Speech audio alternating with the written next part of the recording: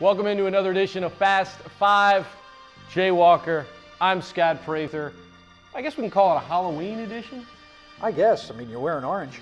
Yeah, you're wearing the usual. Let's go. Question number 1.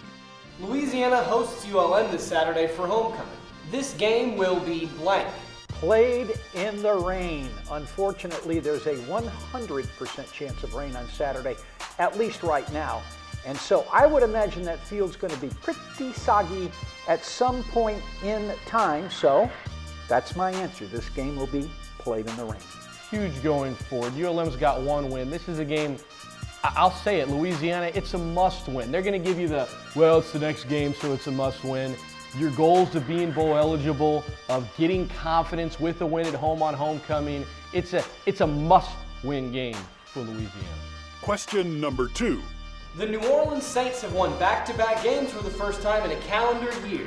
What must the Saints do this Sunday to make it 3 in a row? Win the turnover battle. Sounds lame, sounds cliche.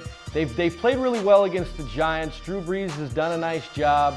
Gosh, man. They really had the ball bounce their way in the first half against Indianapolis. They're back at home. I'm just going to go with the cliche, Jay. I'm sorry. But win the turnover battle by 1, and I think they've actually won 3 games in a row.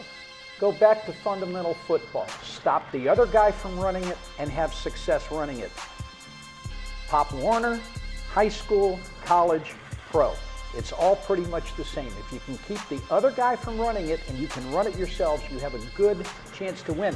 But I think that's especially true against this Giants team. And that's exactly what they did against the Colts last week. And there you have it. Jay said they had a 2% chance to win. They got 6% this week. I'll say 50. Wow.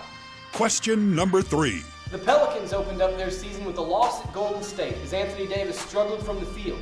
Realistic expectations for the Pelicans this season are blank. A playoff berth and maybe, just maybe, a top 5 seed in that particular division. I think that's going to be tough to do, but I think it's reasonable that they can do it if they stay healthy. Or if they get healthy. I mean, he's absolutely right. I think this is realistically a 50-win team, and I told Pelican fans, proceed with caution. Don't overreact to what you're going to see the next 6 weeks. React to what you see in January when they get guys back, they know the new system, and they start hitting their stride. They're going to struggle for a couple of weeks here. My stride. Okay. Ish Smith was signed the day before the season opener, and then he has to log the most minutes at point guard. That's when you know you got injury issues. Do that again? Break my stride. Matthew Wilder somewhere back in the... What? I have rhythm, but when I try to sync it with you, it's gone. Yeah, well, that's because I got no rhythm. Yeah, and yet we host the show together Yes, every indeed. day. That's very true. Question number 5. It took 14 innings, but the Royals beat the Mets in Game 1 of the World Series. The winner of this series will be the blank in blank game. Well, that hurt my heart, Jay. I really thought when it went into the bottom of the ninth, I thought we had it. I said the Mets were going to win in 6 games. I'm going to say 7 after last night. I still like the Mets starting pitching better. How they bounced back from this. This was the first time this postseason where the ball kind of didn't really bounce their way there at the end, even though they got a couple of breaks. I'm still sticking with the Mets in 7. I believe in their pitching more than the Royals hitting. They're going to bounce back. And you know what? By the time you guys watch this, the series is going to be tied 1-1. Degromination. Oh, I like that. Nicely done. Degrominator. Degromination. Degromelade scallops. That one doesn't work. No, that was really, really bad. Sorry. I'm going to say Royals in 7 if the Mets win Game 2. And I agree with you. I think they have a big advantage going into Game 2 with DeGrom. If the Mets don't win Game 2, it'll be over in 6. I'm going to say Royals in 7. Bring your kitty, bring your wife.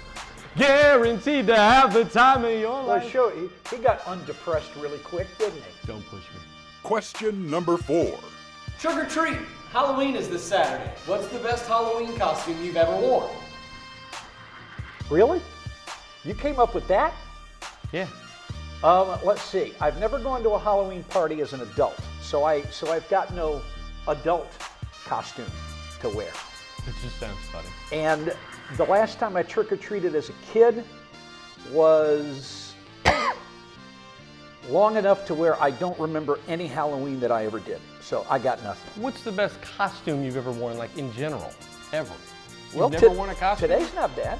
No, I mean, I'm sure I did when I was a kid going trick-or-treating, but I don't remember it. My best is yet to come. One year, I wore a suit one time with a properly blue dotted tie and a Richard Nixon mask and walked around There you doing go. this. All right, so You know, and said, I am not a crook.